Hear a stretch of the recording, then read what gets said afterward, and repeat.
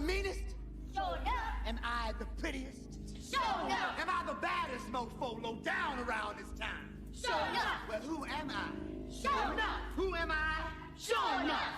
I can't hear you. Sure enough. Show enough. Who am I? Phil Davis, Ancestrylands. You're live with Uncle Phil. Happy Friday, folks. Happy Friday, folks. You're now listening to Mario Contos.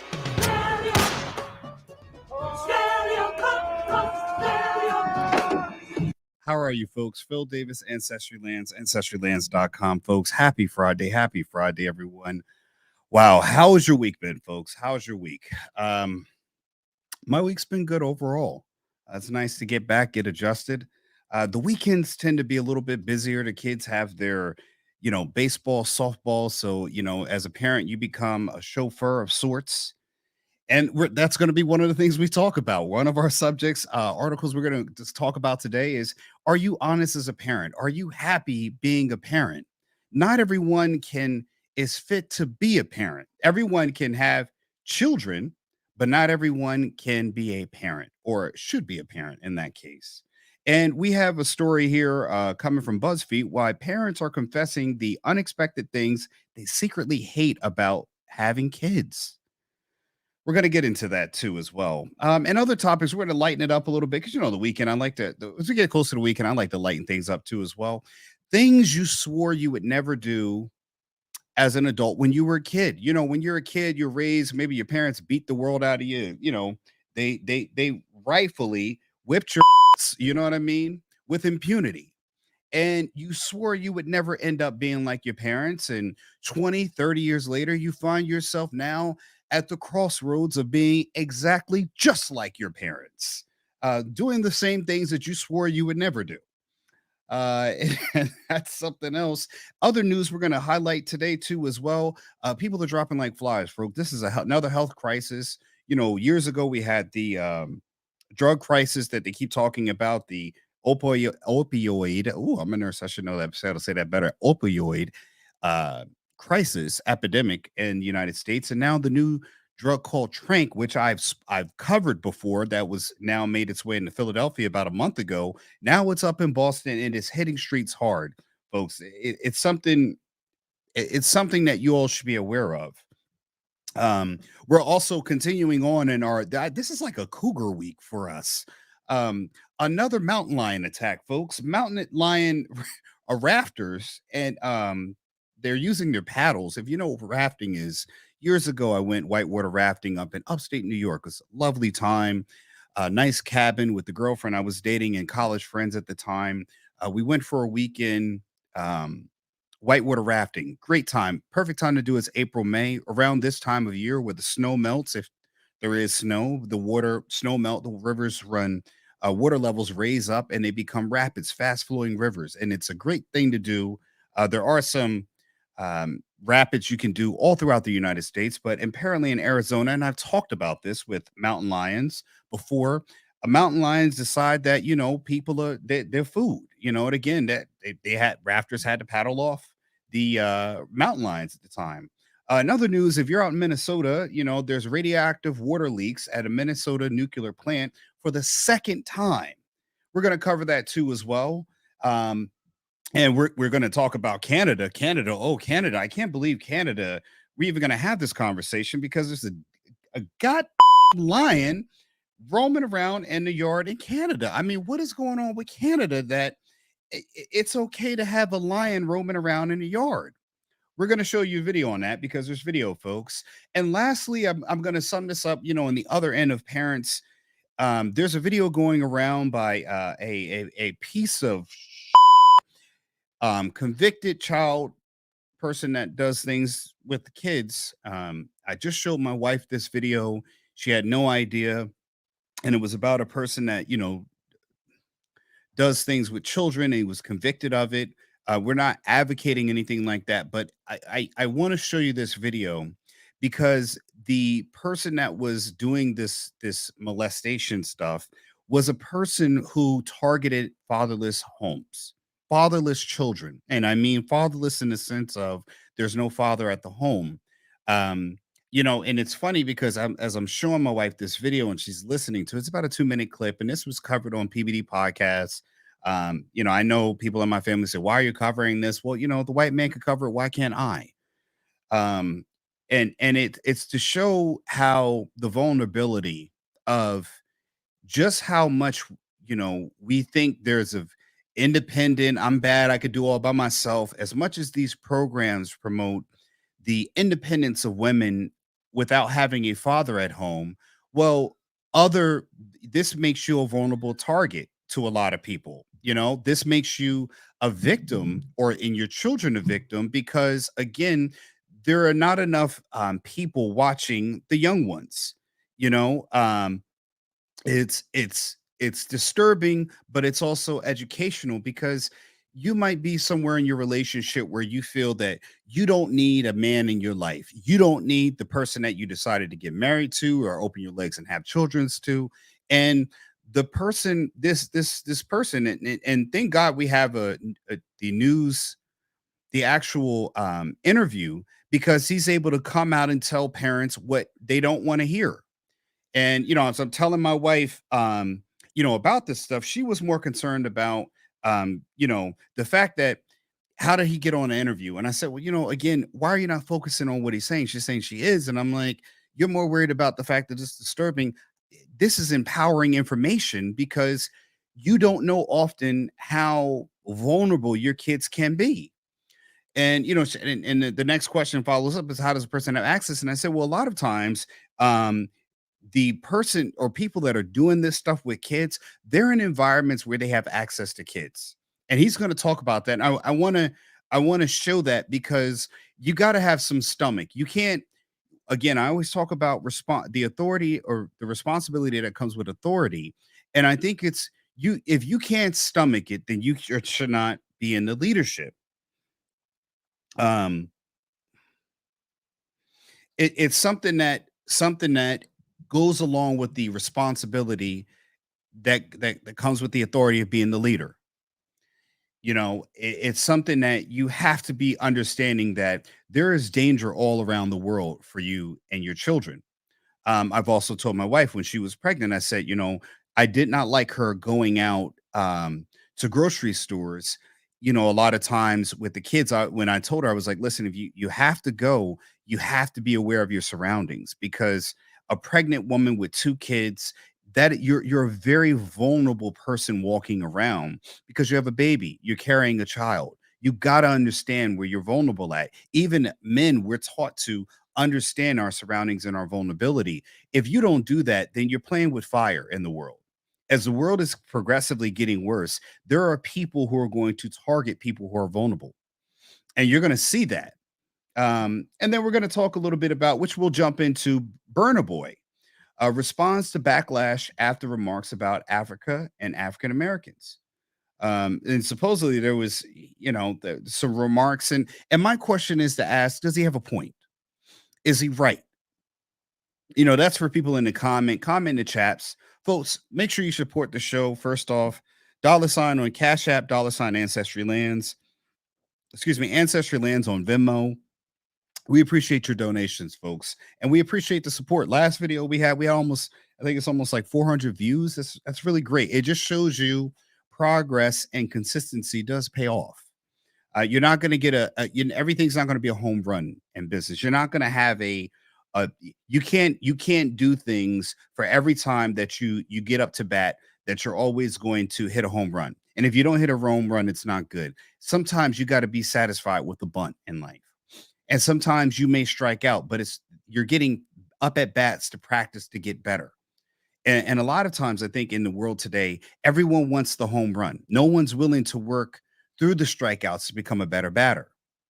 I'm sure many of the great batters, steroid or not steroids, they still had times where they had bad games. Michael Jordan had bad games. He didn't always, every game wasn't 60 points scoring.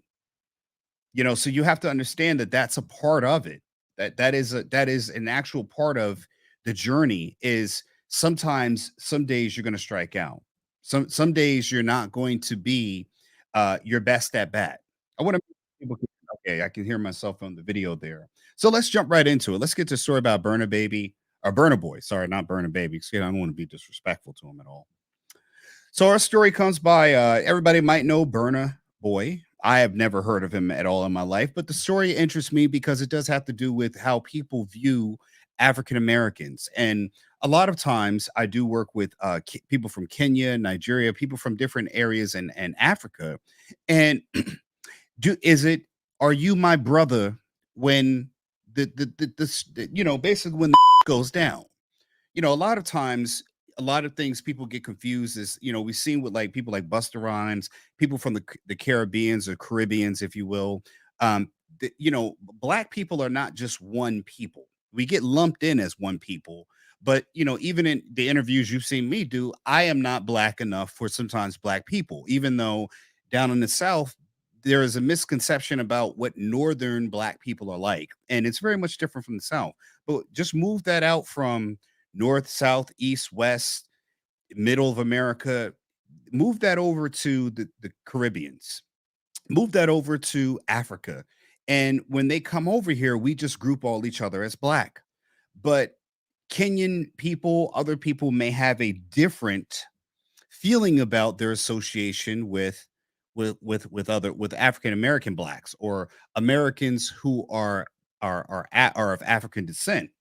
And sometimes we get lumped into a group, but we don't have the same support system as African Americans. And I say that as a general term so people can understand. I don't want to get bogged down into the people who's, I'm an American who happens to be black. I get all of that stuff. But, again, we make the distinction between Chinese Americans, Japanese Americans, Filipino.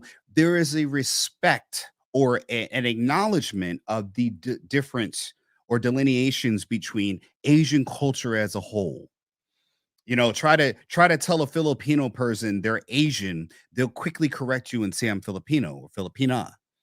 If you have a person standing next to them that's Korean American, they will quickly fall back on their base. But again, a person that's from Kenya will tell you I'm Kenyan. They might say I'm black, but they'll go and tell you they're African. But African Americans, we just have black. That's all we have. Most of the time, we're saying black, but we're saying black descendant from Africa, but we don't even know what we are as far as in what tribe or culture within Africa we belong to. So, it's a little bit of a lost child in there. But let's get to the story. Burna Boy, who's now clarified his remarks about the African diaspora. And for people who don't know, people who are non-melanated people or people who are not black themselves, they may not understand that. That's what I was talking about. You might be walking down the street and be like, there's two black guys, but they might be saying, I'm not black, I'm Kenyan. And you might be trying to confuse why they would say they're not black, even though, they may be even darker than me or as dark as my shirt, is because black is for African Americans here in this country.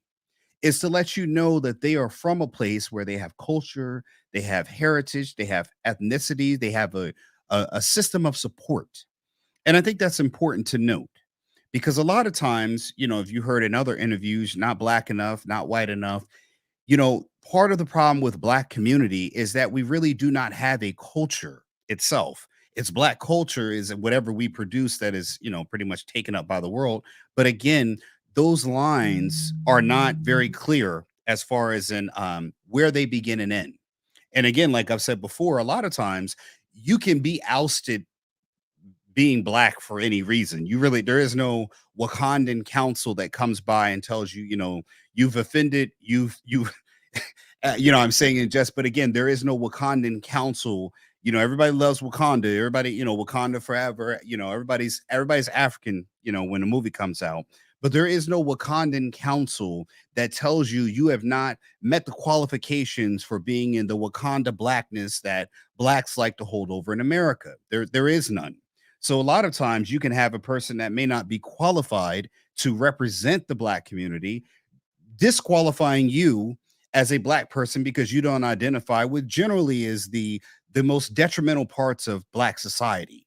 The Wakandan Council is not full of doctors, lawyers, political leaders, or people that are affluent. Generally, the degenerates of society are the ones who have the policing of who is black or who is not. So Burna Boy, he clarified the remarks. Obviously, got some backlash about the African diaspora returning to the continent of Africa after receiving backlash from social media. In a video posted via Twitter on Friday, activist Chaka Bars posted the question: "Why is it so important that the diaspora come home?" You might have seen, I know back in the day, Marcus Garvey, he had the Back to Africa movement where it was, telling people in America, Black Americans, African Americans, to return back to Africa, go back to home. The problem is that, again, are African Americans really about going back to Africa to be accepted? Is that what they really want? Because I mean, again, if everything is really about blackness, if and let me pose this question: if the African countries made a way for African Americans in this country to go back home to the diaspora, go back home to their whatever country you predominantly are. Let's say you're 70% Nigerian, then you would go back to Nigeria. They would have a place for you, set you up, and everything else like that. Would Black people go home? Would African Americans choose to go home or stay here and complain about the suffrage of continuing being Black? And they asked the question, why is it so important to come home to the Grammy winning Nigerian artist? He responded that African Americans are unaware of their their roots stem from in Africa. And I just said that. And he said, let's use America, Burna Boy began before inquiring, what do you think the Chinese American, why do you think the Chinese American has their respect? He answered his own question, detailing Chinese American has a base. He knows he's from China. The Italian American knows where their grandparents come from in Italy. They know the first person from their family to come to America and start that line to make them Italian American. Same goes from everyone else except from African American. Does he have a point? How can African American and Italian American be on the same field? See below. I'm not going to play this video, but again, that poses the question of, again, there's been several hundred years that have passed by. Where can you say, where can we even go back home? Burna Boy left out important details about the African slave trade. Others made comments the majority of Black American descendants of slaves, not immigrants who migrated here willingly. And that's the other conflict. Twitter user said he skipped the whole history of African American involvement in the slave trade and what it has meant for us. You can't have a conversation without us addressing that, which meaning that Africans took part in the selling of slaves or conquered tribes or people they ruled over to the Europeans. It wasn't just full of Europeans going into Africa and just grabbing all willy-nilly. A lot of times, certain areas, Moors included, if you know your history, actually sold off slaves willingly to Europeans, of conquered people. So again, I think in African Americans, part of the most African Americans don't do enough research about the actual history of Africa. When you look at places like the Dahomey tribe that we covered in the Woman King and all these glorifying movies that they show empowerment and all of this stuff. Again, how would you go back? Would you go back? And I mean, let's just set it up to where you had a level of wealth that you do not have here in America. You had home already waiting for you, some land. You had you were going to consider, lower upper class. Would you go? I mean, go give up citizenship. You would have to come back here as an immigrant on a visa, like completely go back, like really go back to Africa. Would you do it?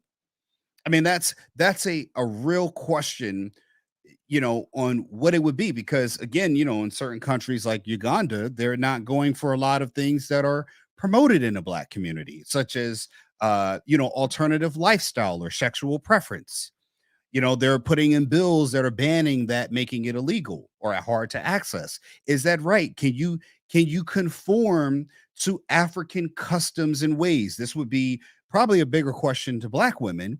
Is yes, you can go back to Africa, Black men there, and can you go along with polygamous, the mindset there? Can you go along with African traditions? Can you fully convert?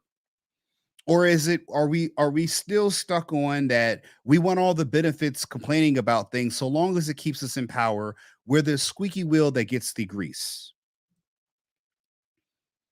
I asked that question in all seriousness. So, that you all can do your research on that particular story on a whole. I don't want to get too long into that one, but it puts a good question is that, are people who are outside of the FBA, Foundational Black Africans, or ADOS, the African Descendants of Slaves, when you get into these subgroups, who really represents what group? Because if reparations, in the case of, like you saw in there in the article, San Francisco is about to give out reparations, you know is it right for Africans that if they were to get reparations and qualify for that, people like that immigrated here from other African countries, is that okay? Who gets the money? And that's one of the things that is a big problem within the African American community, is that, again, there is, when I say a culture, there's no leadership, no real single authority, and it's probably meant to be that way. Because when you ask these questions, and again, like they say, I'm not black enough, again, what authority does that person have to speak for the black community to say that I can't represent the black community as a black person, as an African American? And again, that's the power, is that an Asian American or Chinese American can act black, but they still will be considered Asian. That do the Chinese people excommunicate their own people in such a way? That's one of the reasons why I asked that question, because there still has to be some sort of pride in the fact that you are one of us. But again, I think that's by design. And I don't think that's going to change until the mindset of the people change. Because again, so we see this with Robert F. Smith, we've seen this with Don Peebles. You've seen this along the lines of most successful black men are only qualified by whom they date, not by their accomplishments. Let me say that again. Most successful black men are qualified as being black when they're affluent by who they marry, not by their achievements. Case in point, Barack Obama. Even though he's half black, he was accepted overwhelmingly by the black community at large. Even just, and this, he has the checkoffs. He has a black wife, black children, even though he's half black, but still, he's still qualified, according to blacks, to be considered black, even though you could arguably say that he didn't do enough for black people during his term of presidency. But again, his acceptance was such that he got the N. And you can look at another person, maybe such as myself, is married to a Caucasian woman. Even though both my parents are black, Obama's mom was white, I have half children, which technically his children would be quarter white. But, again, we don't want to get into numbers and math here. Math starts getting people uncomfortable when you start talking about math. Still, his daughters would be, whatever percentage of European, because their mother was 100% white. We're not going to get into all of that. Nobody wants to talk about that part. But again, it still would, he qualifies. And again, that just means that your blackness could always be disqualified for a myriad of reasons. It's an everyone is a king. And that's one of my other questions too, about, the queen, go back. Go ahead, queen. Go ahead, queen. How can there be every woman is a queen? Like in the woman's sphere, we got manosphere. What about the woman's sphere? How can every woman be a queen? Never seen so many queens before in my life. The problem with everyone being a queen is who leads? Who leads women? I mean, like within the woman's sphere, who leads women? Everybody's a queen. A queen, the only ruler person above a queen is a king. So if everyone's a queen, everyone is a 10. Who is the number one then? Who's number one? Who is the leader? And that's the one thing I always want to ask people, is that, well, then who leads you? Because a queen is answers still to a king. Yeah, that's the problem. No one wants to answer to someone, even though everyone answers to somebody.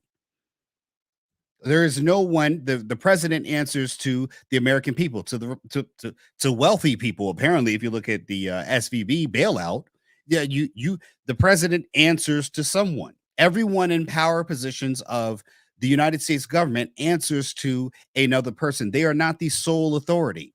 Even dictators can be removed from dictatorship.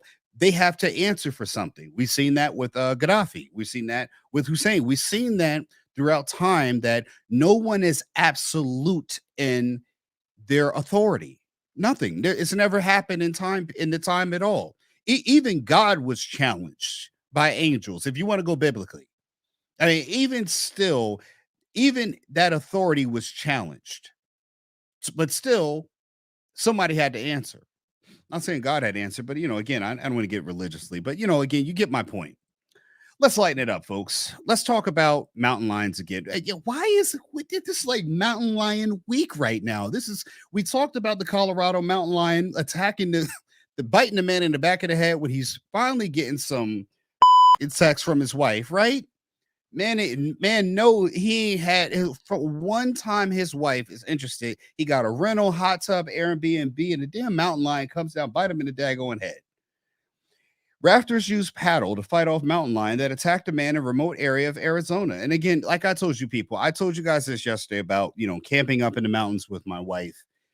I don't, as a black man, I can never be married to her. We've been together 10 years. I never submit to her whiteness. That's something that I don't think people understand. It's like, I've never submitted to her being white.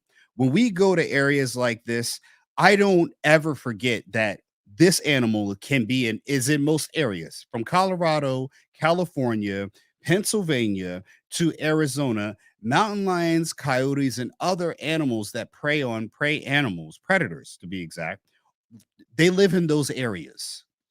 And you'll constantly hear, and I'm sure these are not black people we're talking about, or Africans, or anyone from the diaspora. Now that we all are educated, there's no one from the diaspora that is doing rafting down here. You might find me out there, but I wouldn't be the one getting attacked. I'm the one carrying a blade. A mountain lion in a remote area, the White Mountain Apache Reservation, has prompted warnings. A mountain lion attack, excuse me. That would be nice if the mountain lion was like, yo, y'all on my set. I'm about to get you. Everybody's the ops here. According to news release from Gila County Animal Control, a 64-year-old man was attacked by a mountain lion while rafting roughly 20 miles downstream from the Salt River Bridge in an especially remote area on March 16th. This just happened about a week ago or so, folks. 10 other rafters fought off the mountain lion using their paddles. Eventually, the animal was contained while the group escaped on their rafts. Jeez Louise. The victim of the attack said he was doing well, but very sore from the incident. He resident of New Mexico. The prompt attacked at an increased presence of the animal control, fish and wildlife people. I would say, right? The White Mountain Apache tribe, Arizona Fish and Game Area. Okay, but whatever. We have avoid walking. This is what I'm talking about. How do you need this information here? This is what I'm talking about with people being smart. Avoid walking alone between dusk and dawn when lions are most active. Keep children and pets close.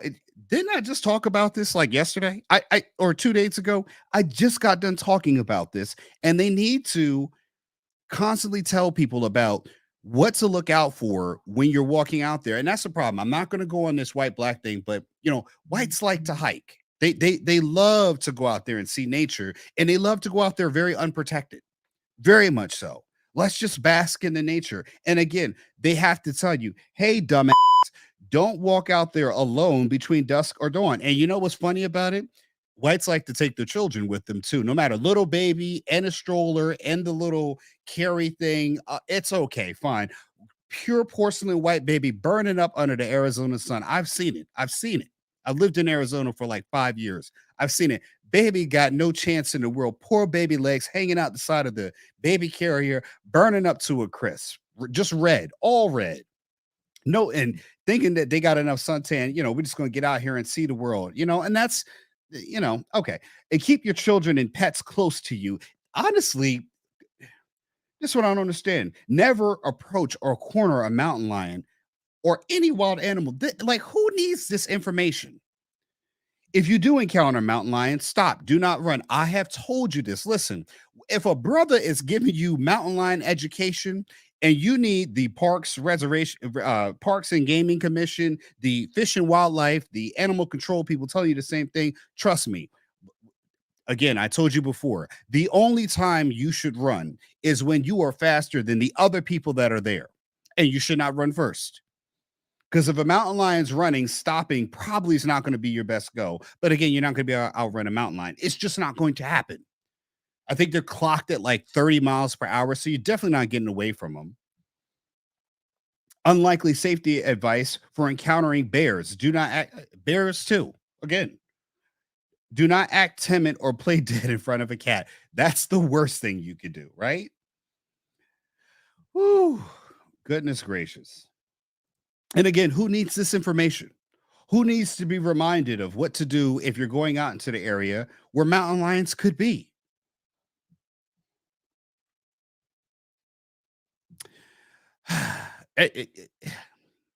No, I don't know. Maybe people would. I would like to ask this question. It's a sensitive question. Should we let stupid have its eventual outcome when people are dumb in life? Are we saving people who should not procreate on this earth? You know, I would go back to the old not caveman time, but early man, you know, before we had police and gaming commissions and all of that stuff. Should stupid people be allowed to take themselves off the table, out of the equation of life? You know, if you go out into an area where there are mountain lions, bears, and you don't have enough common sense to be prepared or understand that, if you bring your children with you, should you not just get whatever comes with that? I mean, are we saving people from themselves realistically? You know, because these people go on and they continuously mate, they continuously have children, and I've got to think some of that's going to get passed down. I don't know. Let's move right along, folks, to the Tranq store. Of course, we're going to get some drug. We're going to get drugs in there for you, the people who like to get high. Everybody's dropping like fries. This not fries, flies. I always think of Lethal Weapon 3. He's like fried rice, fried rice. Everybody's dropping like flies. Federal Tranq warning. This is what I was talking about. I covered this last month. You know what's funny?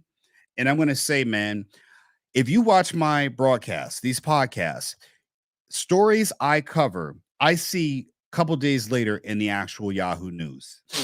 Sometimes the things I cover, I'll see them, you know, even topics that I might cover just from the top of my head, I'll see them a few days in Yahoo. I'm not saying that I'm that important, but, you know, sometimes two people could come up with the same idea or have the same thing happening. But it's refreshing to see that you're not talking to a person that's just sitting up here talking about nothing. Like, I'm actually covering things that are newsworthy, that these are things that people are getting paid in Yahoo to cover. And you might just be hearing about the story first from me, and you'll hear about it in the news a couple days later. And some things I am covering directly from the news, but this Trank story, I talked about this. Now it's in Massachusetts. So if anyone was in Massachusetts in about a month ago, you were listening to Live with Uncle Phil, you listen to, you know, my broadcast, you would have heard about this drug when it came to Philly. And this is the video here. Look at this. This is these people out here. Philadelphia has the same place. I believe it's on like Kensington Avenue, of just people out here in a drug area. I'm sure this is some safety person out there, where this is the deadliest drug that the country's ever faced. This is something that you should be very much aware of when it comes to your children, and be educating them on what's happening. Because, you know, not only do we have fentanyl, which is a big worry that the federal government's trying to get ahead, you know, that's being, I guess, brought up from the southern border, but they're trying to do a whole lot to stop that from happening. Then you got this Tranq thing happening right now, and it's pretty deadly. The new warning from the DA over the deadliest drug threat our country has ever faced follows escalating concerns in Massachusetts over dangerous animal tranquilizer. Yes, it's an animal tranquilizer. They told you about, it's called xylazine, also known as Tranq, the zombie drug, back in September, which we covered. The DEA issued alert Monday warning a sharp increase in trafficking of fentanyl mixed with xylazine. That's the mixture. So it's still fentanyl mixed with something else. The anesthetic that's approved for veterinary use on large animals is not an opioid. That means Narcan, which is a reversal agent. When a lot of people come in, you see the little big old needle to the chest they do in dramatic movies, but the drug that they do, which is to reverse an OD, is called Narcan. It is something that the ED normally gives when people come in and they're too sedated from doing certain drugs, meth and other things like that. You would give Narcan. But in this case, Narcan is not always adequate enough for reversing certain type of opioid, as well, an anesthetic at this point. This is the same thing that you will put animals out for in surgery. You're doing an animal surgery, a tooth removal, tumor removal. You would use, Tranq in a way. But again, we always find a way to sell it to people, and people get hooked, and our bodies cannot handle this. The latest data from the state-funded collaborative tracking program, Massachusetts, and you know what? You know what I'm tired of? I'm tired of the people that come up here and say, oh, you were being a little redundant. If you're listening, not everyone listens when you listened. So I'm not just going to cover a topic in one. I'm going to elaborate and allow people to come in and get a little bit of the information, maybe to go back and watch it. If you stand from the beginning, great. Sometimes I am going to repeat myself. If you've ever, I would say this, if anyone ever says that I'm being redundant, man or woman, ask your spouse, have you ever repeated something more than once to them? Have they ever heard a story that you have told before? I tell my wife all the time. She tells me when I tell her a story before, but I don't tell her when I've heard a story before. I just let her know, yeah, you have told me this story before, but I'm always listening, So again, we all repeat ourselves in some ways, but not everyone is listening to the broadcast at the exact same moment that you're listening. The broadcast is not just for you, it's for everyone. And some people come in at different times. So respect the grind. If you don't want to just get your information and get the out of here, then everybody's dropping like fries. And again, no one, I guarantee you, I never want to hear anybody I know that says that they got a person that they know that's passed away from this. And I'd be like, yeah, I covered that 2 months ago. Oh, I didn't know. I didn't watch. Well, go out then. Okay. That's what you can do. You know somebody who's covering this stuff, and you won't watch because you rather go on the news and find out when someone next to you dies instead of listening to me, going out and telling people the information that you've heard here, and then being able to educate another person who may not know they're coming across this particular drug. But again, we got to wait till it hits your home for you to find out. That's the around and find out stuff. Everyone's dropping like flies. I'm always going to say fries when it comes to flies. I know quite a few people that have most likely passed away because of this new stuff. It's just going to get worse. More people are going to die.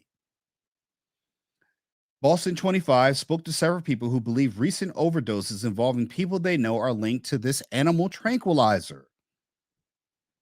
We were talking about this before when it was in Philadelphia, and now only a few months later, it has moved all the way up to Boston and to Massachusetts. That's quite a bit of ways to be now predominantly in a whole state.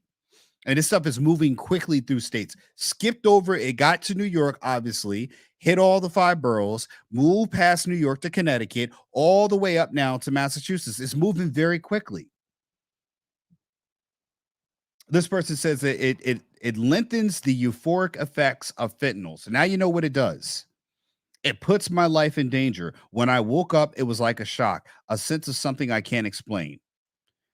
Repeated xylazine is used in association with skin ulcers and severe wounds, including the rotting of human tissue, which can lead to amputation. This is what this xylazine mixed with fentanyl can do, this thing called Tranq. Now, believe you've heard it here first at Ancestrylands on this broadcast, folks. Something to look out for.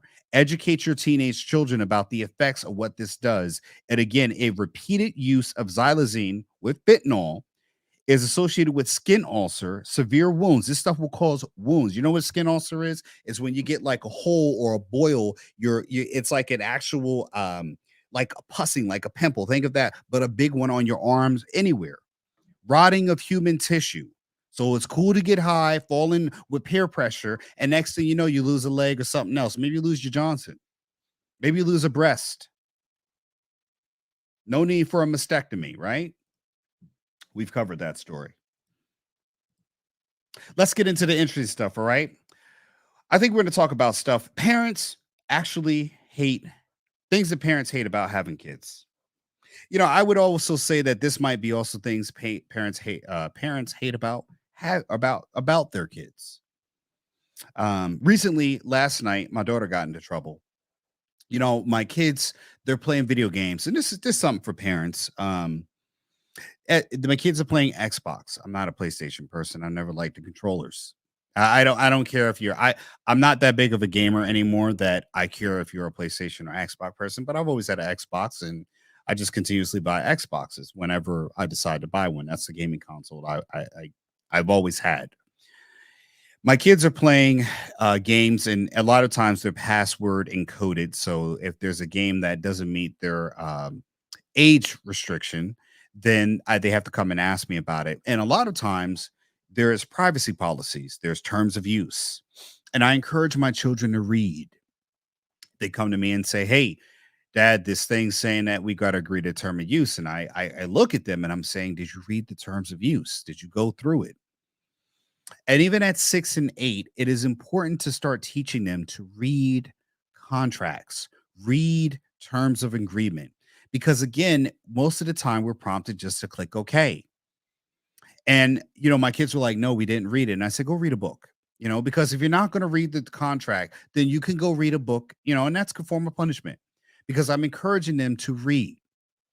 My son first gets in trouble because he didn't read he's the one that first came to me. And I said, "Go read a book then." You don't want to read the terms of the conditions. You don't want to read the privacy policy because we complain about Facebook and all these places giving away our data, but we don't read the terms by which we agree to, which means we're agreeing to giving away our data. We don't know why we're getting all these emails and spam mail or calls or spam calls. You know why? It's because you didn't read the information that they sent you when you have to agree to stuff. Part of that is being informed. Again, people do not like to read.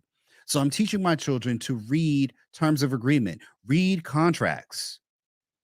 There's another thing about you don't know if anybody knows Rita's Water Ice, Italian ice place, right? So they had a thing where it's like free first day of spring. They give you a free Italian ice. Great place. I recommend it. My kids go there every time it's warm. We go there like when to get Italian ice. Delicious. And it says in the email or the whatever thing about it, I called up there. I hadn't read it. My wife, she's like, "Hey, I'm gonna take the kids up there." I'm like, "Yeah, go ahead. Bring me something back." I don't always need to go. I want you to get something back. I'm that kind of man. I don't need you to go. My wife's like, "Hey, I want to go out. My girlfriend's good. Bring me a pizza back." You know what I mean? Like, go out with your girlfriends, but order me something. That's the kind of person I am.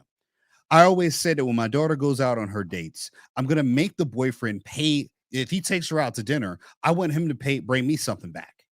You know what I mean? That's also proof that they went where they were supposed to go. Tip for you fathers out there, mothers out there. Make the boyfriend. You're going to take my daughter out? No problem.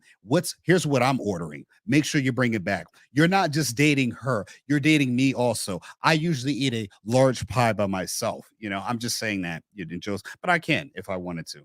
But again, it also will make sure that I know that they went where they're going to go. If they're going to lie, they're going to have to do a whole lot to go down the rabbit hole for that lie. Great. Bring me back a pizza. You go on a pizza place? Bring me back 3 large slices. Good.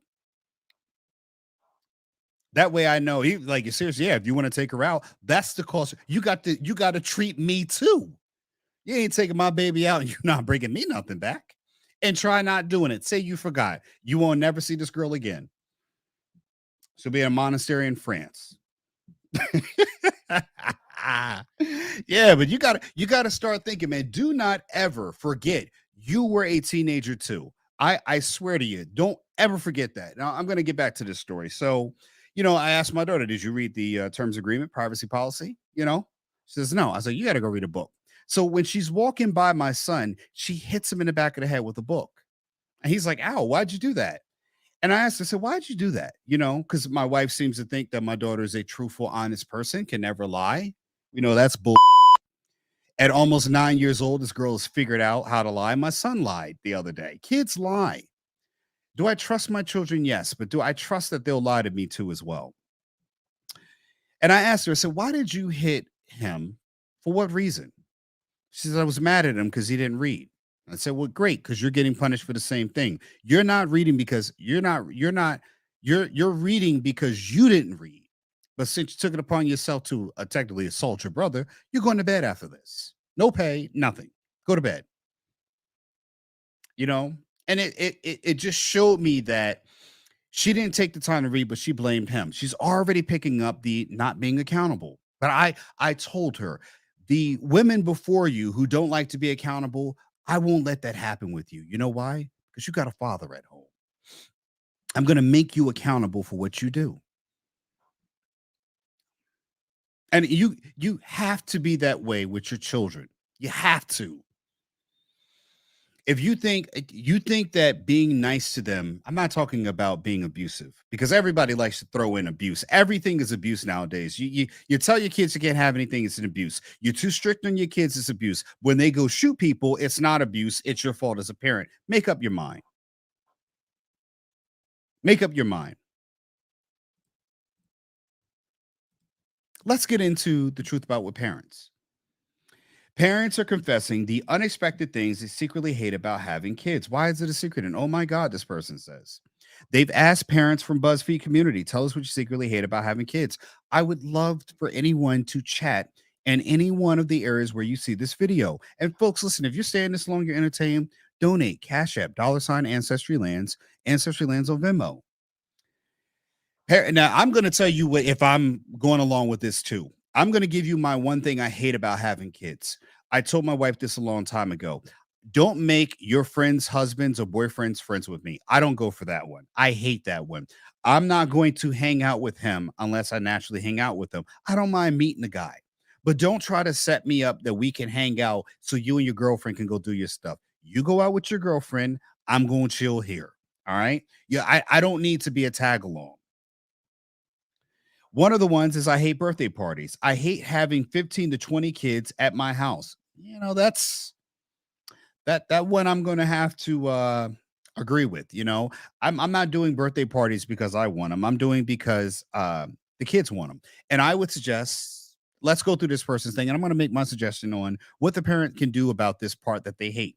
Because you have to invite everyone. Half of them are so badly behaved that I've never I never have them over again. Most of them come over hungry.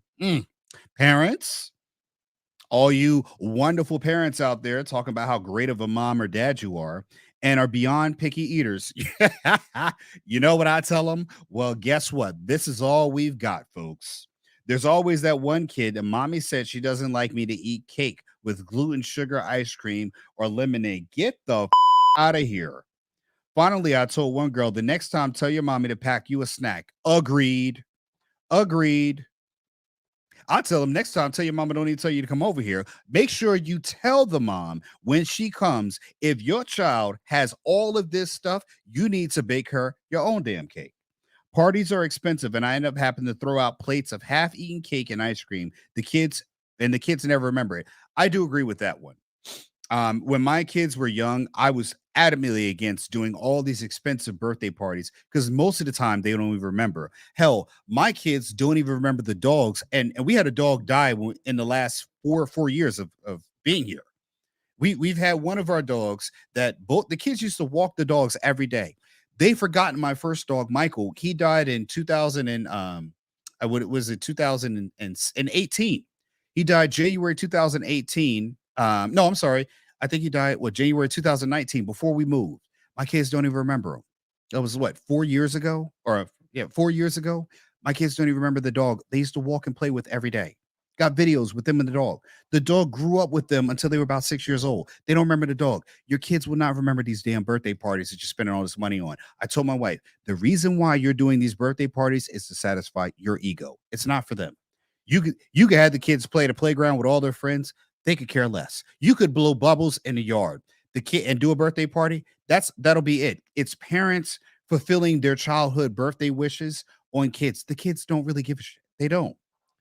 And again, the mom said, again, you got other kids coming over there that are picky eaters. Good. Bring your own damn food. You know what I do? My wife and I solved this problem, especially, with the whole pandemic stuff. We just have a party somewhere else. Jumpy houses, jumpy places like where kids can jump around. The better they can go and tear up something else, great. but you're hungry, you want to eat all of that stuff. What we serving is what we serving. That's it. Let's go to number 2. I hated the expectation from other parents that our family should be hanging around each other just because our kids were in similar age and in the same class. Woo-hoo-hoo! Oh my goodness. Every day after school, every weekend holiday, there were calls and texts from my kids' friends' parents that they were going on a bike ride or park or zoo and we should join them. Now, listen, this is definitely a woman thing. All right. Because my wife has done this. Men, hold the line. Do not go. Trust me. Okay. I don't do it. I send the wife to go do this stuff. Hold the line. I don't do it. I did it one time, but a girl was having a birthday party and I just went and did business in a cafe the next door over. It was fine taking her there, but I'm not going to be hanging out with people. I kind of hate that. Like I have my own stuff to do. I don't want to be dealing with you. You know what I mean? They got 5 days of school together. Why do we have to see each other again? Next one. I hate watching my kids pick their nose, look at a booger to decide whether it might be a good snack. Woo, boy, there's some disgusting children. That's every kid out there. That's just normal. Makes my stomach turn every time. We're all been there, but I don't think that's Janet Jackson there. Lovely poetic justice, huh? That one I don't think. I hate that my wife and I can no longer be spontaneous when it comes to being intimate. The very thing that created our children almost has to be choreographed. One kid leaves for a sport and the other's headed home from school, and we look at each other like we have 30 minutes. Let's do this. Yeah, I'm going to say that definitely one is it. If you're looking for spontaneity, it's going to be between when a child naps, and honestly, you're going to have to find ways to come in. Try not to be so graphic here. You're going to have to use lube a lot. All right. Because if you think we have a 8-year-old, a 6-year-old, and a 6-month-old. All right. The schedules are crazy. If you think that you're going to be married, you think you're going to want to have kids, and you think everybody's going to be in the mood, let alone you're going to have time, got another thing coming. Another thing coming. And your wife telling you you're going to have a quickie, don't always think that that's a good thing. All right? No one wants to go in when it's dry as sand, okay? Just because the door is open doesn't mean the room is wet. All right, the paint's dry. They always want to talk. They always want to talk when I'm trying to watch a show. God damn, that's crazy.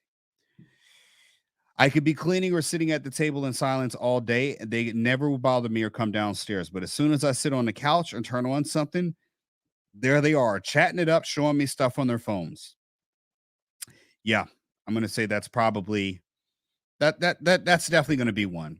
My wife does this to me often. That's not just that. It's I could be sitting here working on a computer. I could be doing a podcast or something like that. If I did it out in another place, my wife will just start talking to me out of nowhere.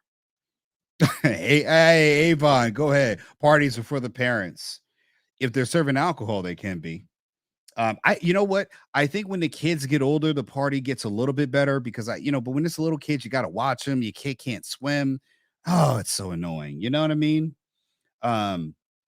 It can be annoying. Yeah, but that's it. I got young kids, man. They'll just talk to you. My daughter, she just comes up and just starts going on. I'm like, holy you know what I mean? But listen, I will tell you this. As a parent, always make sure your kids can come and talk to you, man. I will listen to my daughter talk to me about stuff. I just kind of tell like, come on, you got to move it along the way. Get, kind of get to the point a little bit, but don't turn your kids away when they come and talk to you. Okay. You can keep it short. Don't sit here and just be listening to the Magna Carta or a speech from, the Emancipation Proclamation from your children. Make sure you let them know that your time is valuable, but make sure it's not how much time you listen to them. Make sure your kids can always come up to you. That's important. That's going to help you later. I hate the constant criticism from my kids. When they were young, it was only when they had tantrums. But now that I have 4 teenagers, I can't go a day without one of them reading me the riot act or how terrible a parent I am. All while I use all my time to drive them around in my car to extracurriculars my hard-earned money pay for. Okay. To me, that means that you have too much democracy in your house and not enough authority. It should be a benevolent dictatorship, whether you're a mom or a dad. And if your kids don't appreciate what you're doing for them, maybe you need to take some things away.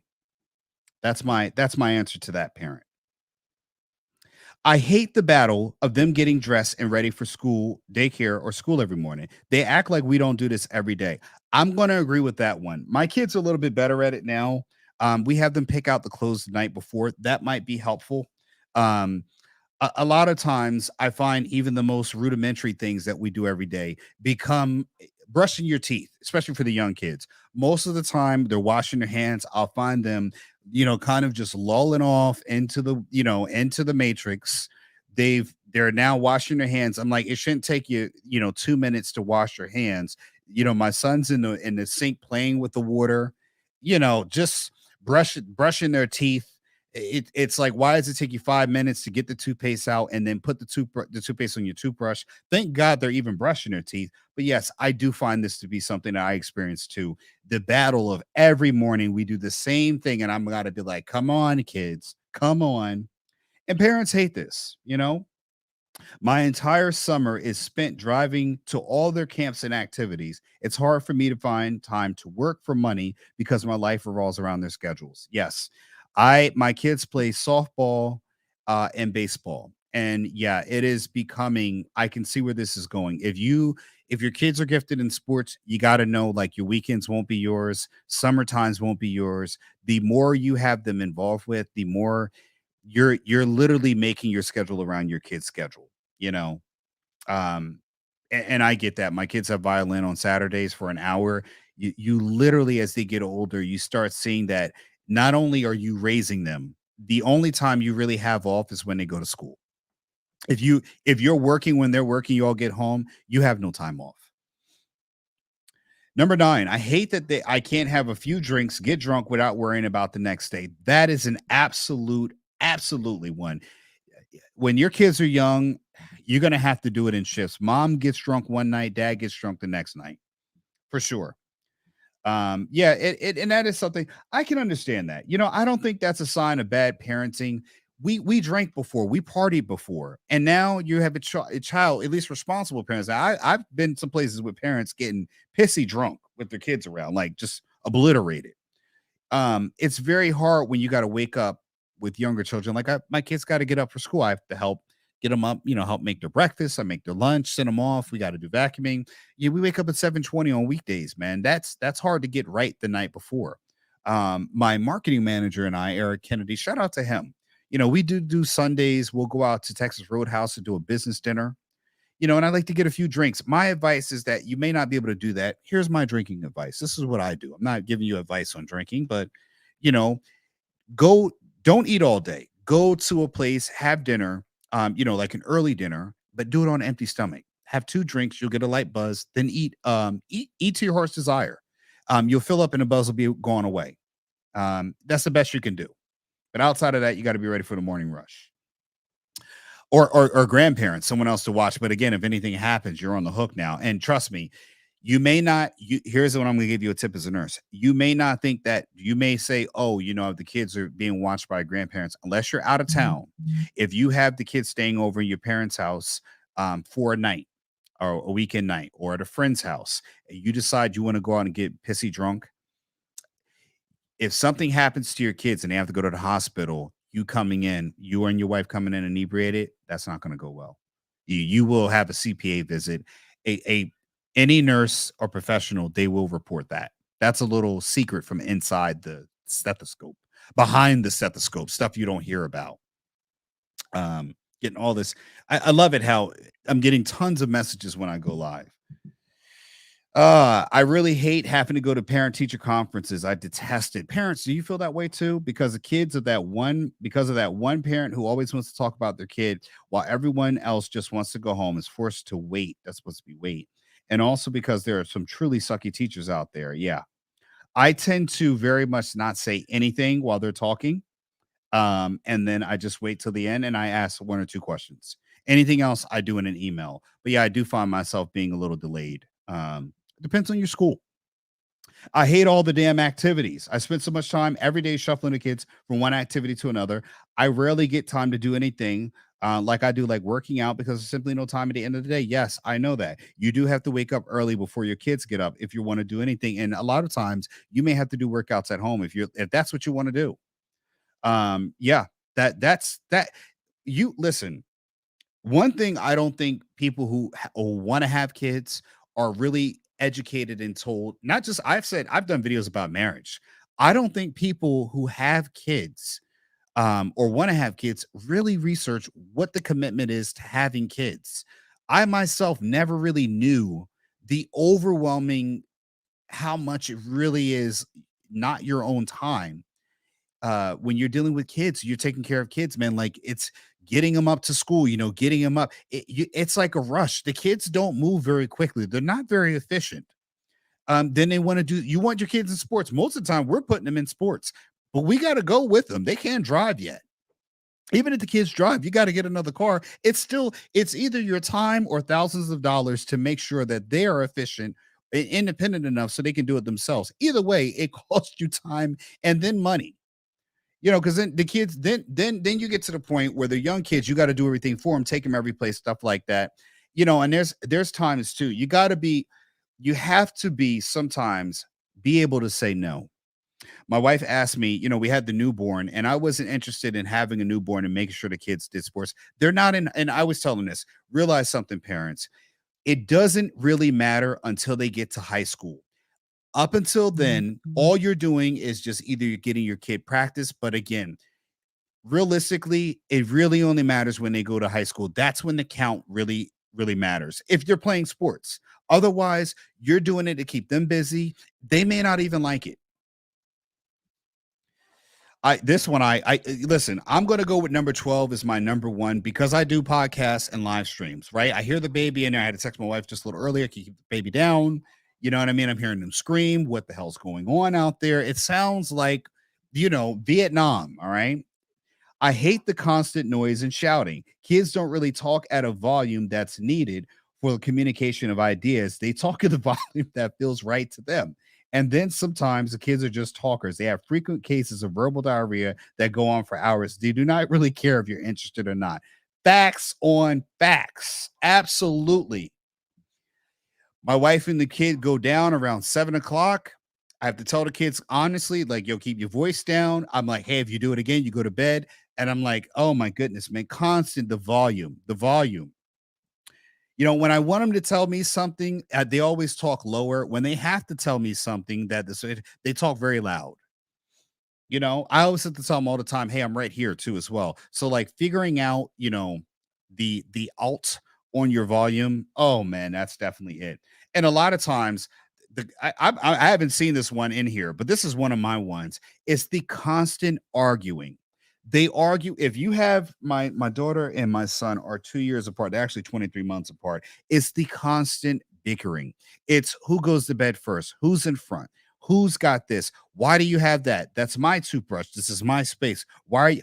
My gosh, man, it can drive you insane, man. I hate involving expectations of other parents that I have changed over time, making the job much harder. Depending on where you live, something as simple letting your kids walk home from school unsupervised can be a crime. Yes. And I will say that I am very much guilty of judging a lot of parents. I'm going to say that, I've seen some parents in my area. This is not going to sound very kosher, but I do feel some parents are already raising their daughters to be whores. So I'm going to say that right now. My wife has concurred. I think a lot of times we give children nowadays a little bit too much freedom. The reason why I say it's different from when we were younger in the 90s or late 80s, if you're in that, we didn't have cell phones. So your kids did not have the ability to go out and then also, link up with other people via mobile device. They didn't have access to the world on their handheld. You send a kid out there, you're more than likely going to send them with a cell phone so you can contact them in some capacity or some way to reach them, which means other people can reach them as well. Generally, you had to tell your parents where you were going, and then you went on a journey. But it wasn't like you could just, I mean, think about it. Your kid goes out somewhere, they're going to walk somewhere. They literally can call 5 or 6 different people.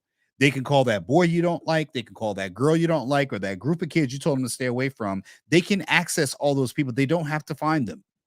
There's just way too much access with the freedom they have. Am I saying you shouldn't raise your kids responsibly? I'm not saying that. But again, you got to realize it's not just these kids don't go anywhere. They have everywhere wherever they're going. All right. That they have everywhere on them. This phone here, when you give it to a kid, they have every little bit of things that you did not have access to. It's accessible. And you're going to get that. You're going to get judgment. We've always gotten that we were a little too strict on our kids. Why do you make them read 10 books a day? They're not going to have any fun. They're not going to like anything. Well, you make reading fun. It doesn't, a child doesn't know what is and is fun. I find the most stupidest people in the world are ones that have problem with that. I hate breastfeeding and potty training. Grow up. You got to have kids. That happens. My potty training tip is stay home for 5 days. Make it a vacation, staycation. And what you got to do is put your kid. I did this with both my son and my daughter. Got them potty trained in 5 days. No diaper, all underwear. And every 30 minutes you go and sit them on a pot for 5 days. Every 30 minutes you sit them on a pot. And you stop giving them water about an hour before they're going to go to sleep. And you're going to have some stuff, you're going to have some water, a water cover on your mattress. You just got to do it that way. And then wake them up, I think, what is about an hour or two after they actually fall asleep. And we were able to do that successfully and have a shampooer because they are going to pee on themselves. And don't go anywhere. All right. Not the time to be going out on vacation. This is a 5-day mission control. Get this done. And I guarantee you, your kids will be potty trained in 5 days. I've done it with 2 children. Even while one was sick, we still got it done in 5 days. But it's you when you do it, you and the wife have to be on the schedule. We did it and it worked out fine. Sometimes you'll be carrying a child that is peeing while on the pot, but again, you need a very good shampooer. So we won't go too much for that. We'll keep that there. That's enough on that story. I want to go to the next one I want to talk about here, folks. When we're kids, so that's the adults. Adults say things about kids. Did you become your parent? That's a good question. Did you become your parents? Did you grow up not liking how things were done? And when I say that, I don't always mean that because some people might not have great parents. They might have abusive parents and a whole bunch of other things. But did you become the person that you said you didn't like?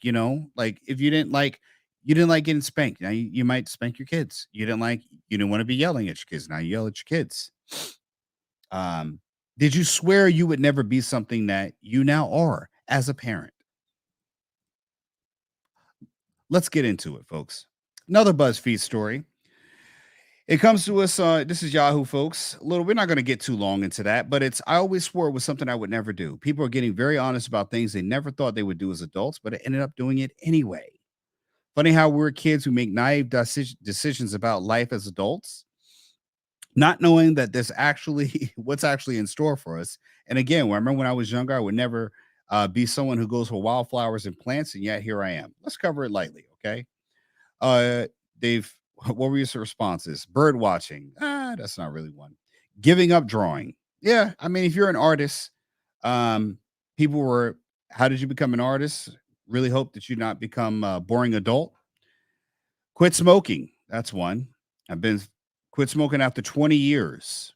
Tell my kid because I said so. Wow. Do you ever think you grow up telling your kids because I'm the adult, because I said so, because I'm the parent? Another one people never thought they'd do is get married. Seeing your parents have a horrible relationship. Seeing your dad giving your mom uppercuts and crescent kicks. Seeing your mom give your father extra laxatives in his coffee. And you said, I'll never do it. Miserable parents. Find yourself now married. Napping on purpose. I'm telling you right now, there is nothing wrong with that one. Taking a nap. Sometimes a midday nap, sometimes a nap can just be laying down for 30 minutes just to let your body rest. Work in a sterile office building. the cringe I felt, and now I put it up with it. Stop talking to my friends. This is one that I think that everyone can relate to. A lot of times, as you grow older in life and you grow in life, you do not have the same circle of friends that you once did when you were a teenager. My high school friends did not always were not always the friends that I had in an overwhelming majority. When I went to college, after I graduated college, my friends group changed. And as you go through life, your friend group will change. You may have some long lasting friendships, but sometimes friendships are seasons, as we quoted. There used to be 6 of us, now it's just me. I think that happens. I said I never attend college in my home state. And yep, in-state tuition. A lot of people do that. I got a dog, put clothes on her. Ugh, the dressing your dog. Goodness gracious. Can't stand that one. I never really liked that one at all. Moving right along to our next story, folks. Let's get to the radioactive stuff. Radioactive, right? Radioactive water leak in Minnesota, nuclear plant for the second time. Monticello, Minneapolis. This story comes by us by the Associated Press just yesterday. Water containing radioactive material has been leaked for a second time from a nuclear plant near Minneapolis, and the plant will be shut down. But there's no danger to the public. Hold on. How are you leaking radioactive material and you're saying there's no? Do you all see this? Same thing happened with East Palestine, right? Ohio.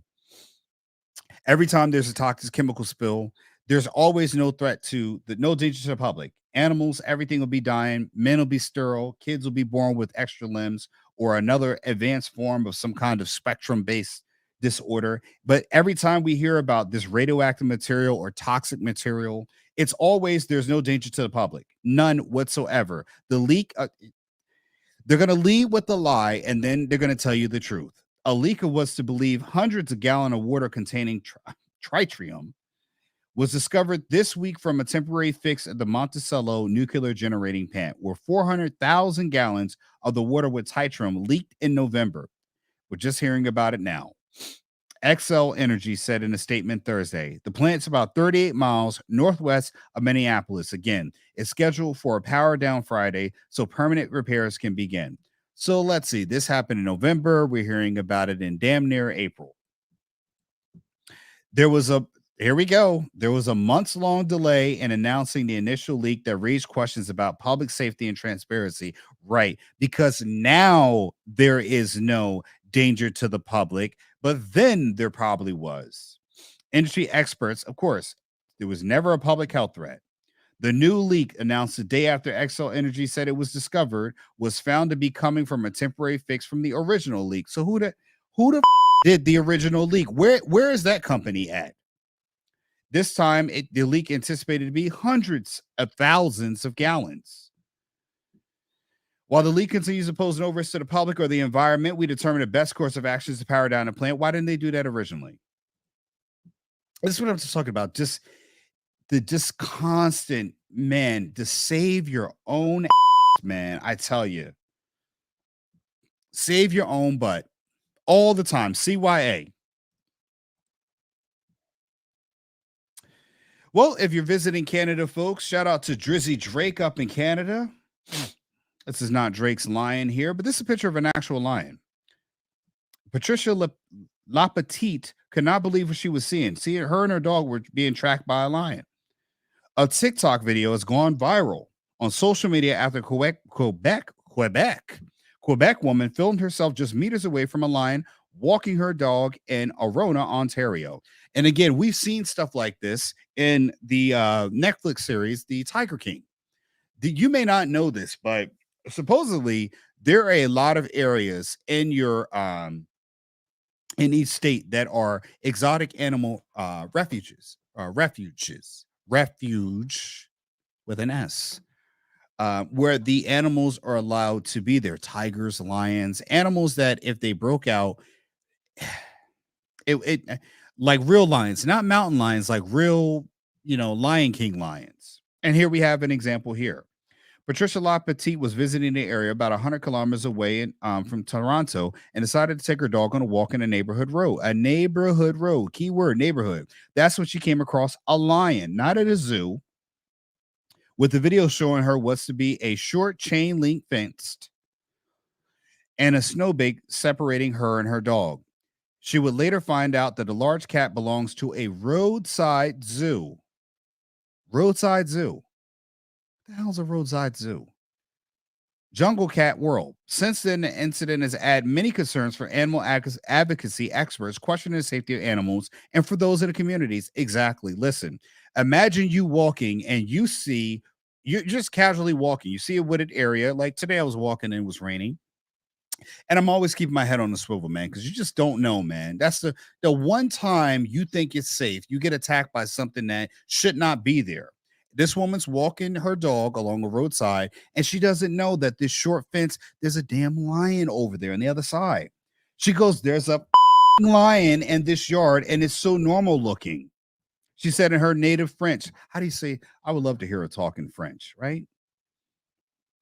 Only thing I've actually spoke with some French people before. There is a little bit of the hacking going on. You know, it's not as much as let's say like maybe Indian or Arabic stuff like that. But you do have to be worried about droplet precautions. Some languages should be. I think that's what we should do. We should have a list of languages that you should be 6 feet away from. You know what I mean?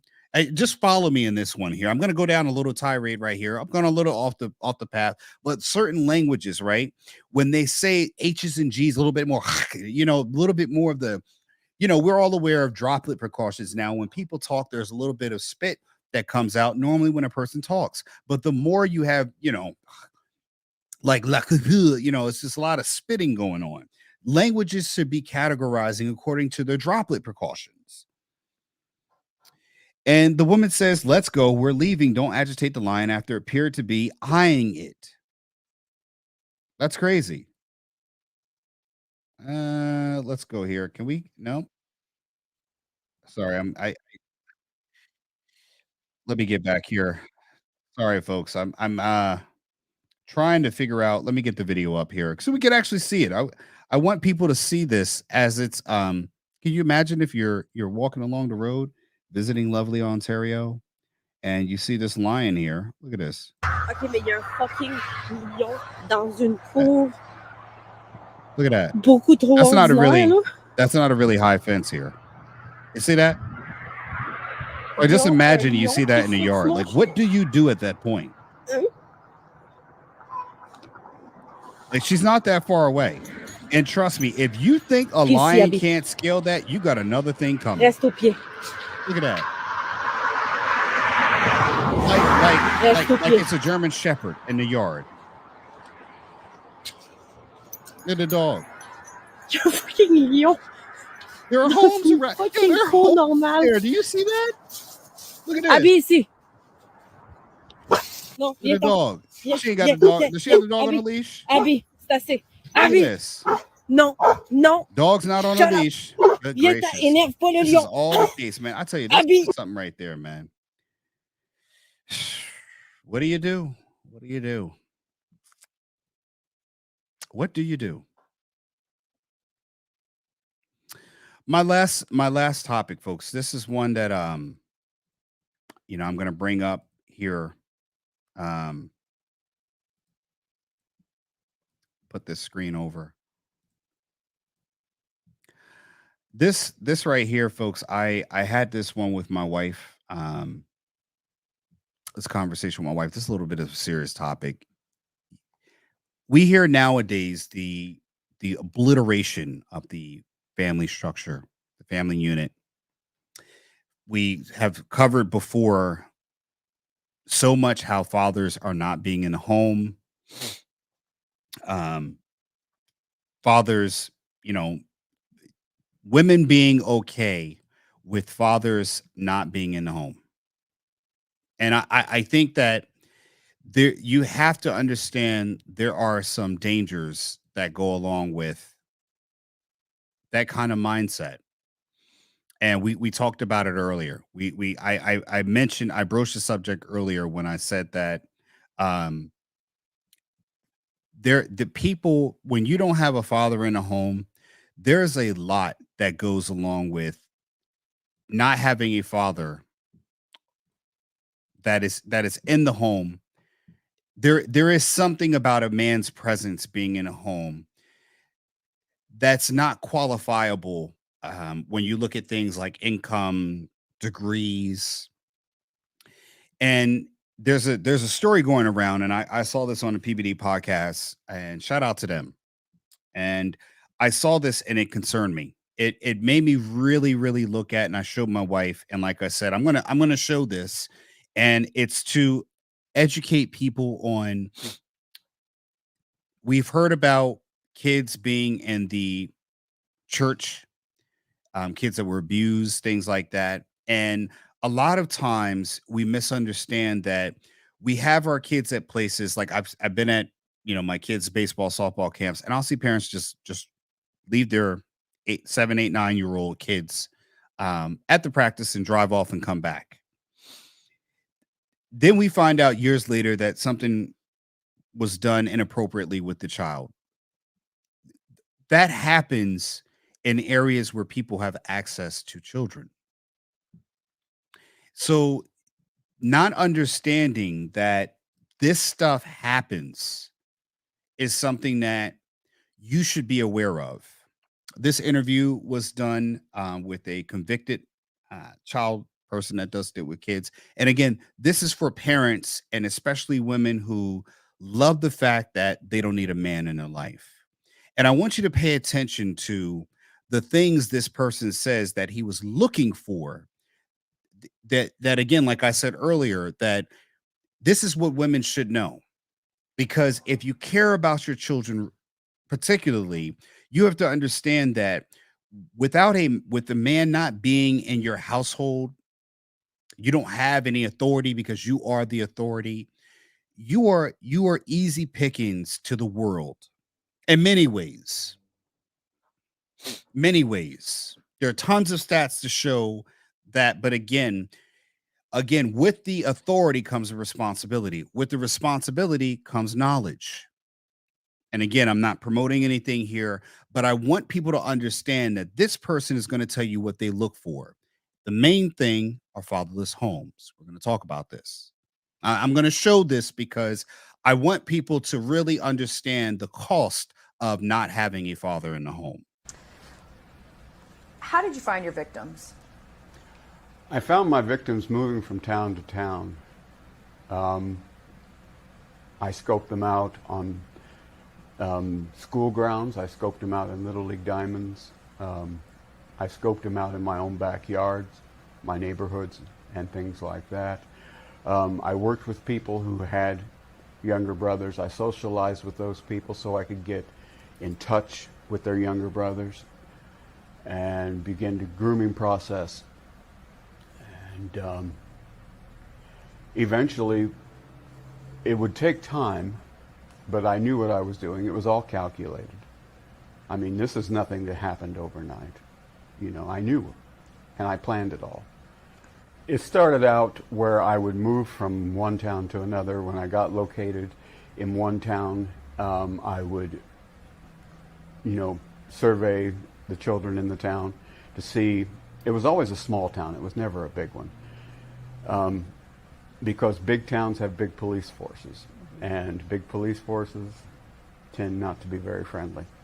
Small towns have small police forces. They probably never even heard of a child molester or a sex offender, or never even had to deal with one. I knew that. At least I played upon that. And I got involved in Little League baseball because I knew from my high school days that I could umpire Little League baseball. I could umpire baseball. I was good at it. I was good at refereeing basketball and other sports because I could not play worth a crap in high school, but I enjoyed the sport so much that I did not want to not be a part of it. So I took up managing in high school. Then our coaches allowed me to referee intramural. And when I got to referee intramural, that gave me direct access to the younger boys. And that was how my molesting began, was in high school, when I had direct access to the younger boys through the intramurals programs.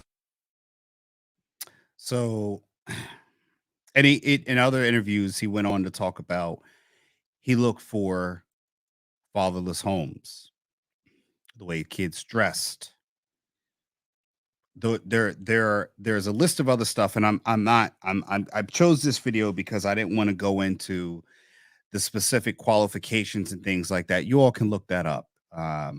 There's tons of stories going out there about this, and it's sickening. My wife was sickened by watching it, but I wanted her to watch it because a lot of times with what's going on in the world that's being promoted, there's with that openness comes people like this. It's the advantage of that acceptance that look to groom. And again, it was in a baseball, in a mural, in high school. You have to, what I said before, be having conversations with your children. You've got to talk to them. You've got to explain to them what is or what isn't okay. And again, there's another video out there where he talks about the actual list of stuff that he was looking for. And again, he was looking for kids who weren't dressed as well. Sometimes he got to other kids through their friends, making them understand that, hey, this is okay. Now, it's all good when you're an adult and you have a choice. But again, we know that even heterosexual activity starts when they're particularly teens.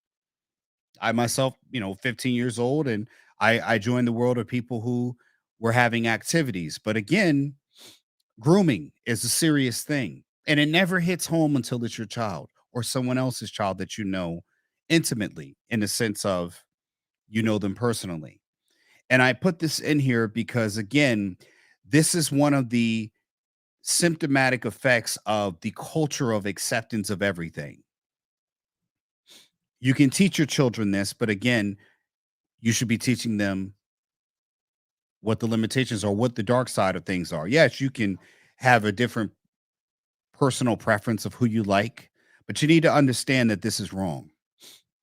You're a child, and those things, that's an adult. That's not it. And we've seen examples with, Nia Long talking about she went to a prom with a 30-year-old dude. And again, in that situation, it was wrong, but her mama said it was okay. And again, what about the children? This is one of the reasons why I do not agree with the kids nowadays shouldn't be watched a little bit closer than we were. Guys like this had to peruse the outskirts. It was much harder than it is today because of this cell phone that we give kids. It gives them access to the whole world, which means the world can access them. And parents do not think about that until it's too late. How many people sent their children to Catholic places of worship, and they've had all these things finding about all these people who were done wrong? Children, particularly boys, in fact. And again, you have to be mindful and watch out for this kind of stuff. You have to. Yes, it's sick, but thank God we have the information that's there. It's not a stat or something you read in an article. This guy is telling you his methodology. And if he's telling you this, the other people, they're people, they could be teachers. You just don't know. They could be people in the school. You just don't know. You have to be wary of everyone, even your children's friends' parents, if they're staying over the night. One thing I'm very aware of is that my daughter's maturity, and she might be a child, but she's still a girl in other people's eyes. Not everyone looks at her like how I look at her. It's my daughter, that's my baby, that's a child. I see children as children. There's nothing, they're children. And again, this is something you should know and be educated on. Do not be so trusting, even of people within your family with your children. Not saying you can't trust people, but you need to make sure that you talk to your kids. And I do think there is an age where you should not have people watching your children, because they simply cannot communicate to you when things go wrong or if something was done that was inappropriate.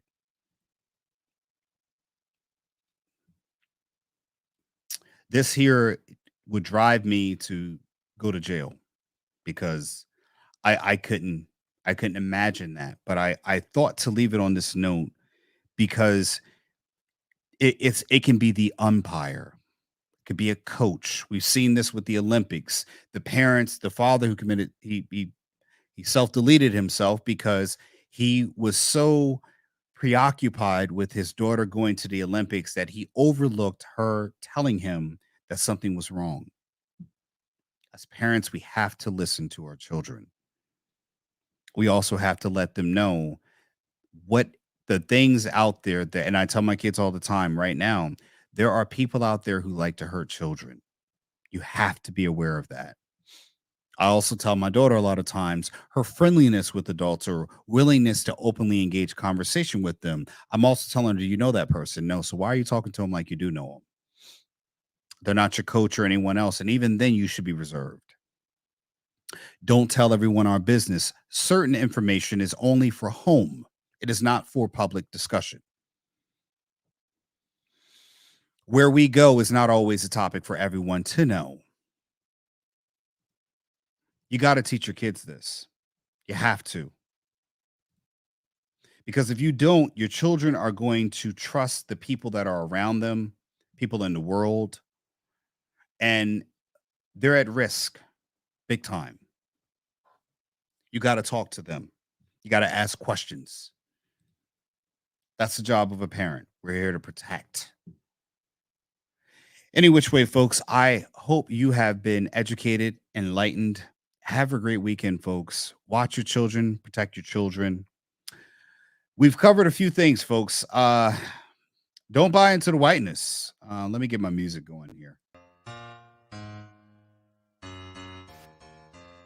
It's okay to have white. It's okay to have white family members. It's very explorative. They like to do things. They like to bring different points of view. So I love different people. It's a great thing. But do not, me being a black man, don't fall for their whiteness. They like to go hiking places like that where cougars attack. And we've seen mountain lions again attacking someone on a trail. Don't take your children according to the Fish and Wildlife Gaming. Jeez, you got to tell people that. It's a shame. You got to tell people, hey, don't bring your children or keep your children close to you because mountain lions could be out here. Bears could be out here. You know, things that typically eat stuff like meat on people.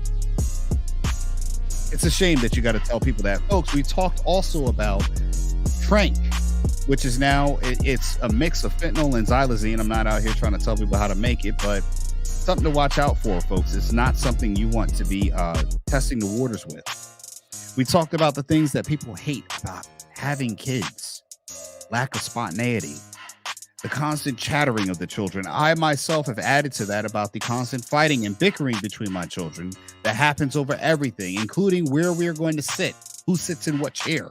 It's ridiculous. But it is proof that children do not get along as well as adults. You're having problems in your relationship. Well, kids can't get along most of the time. So what, you think you're going to be different just because you're an adult, because you're grown, because you're married? Disagreements are part of life, part of the human being. We talked about the second chemical spill in Minneapolis, Minnesota. According to them, there is no danger to the public, although this happened in November, and we're just finding out about it because it was the second leak.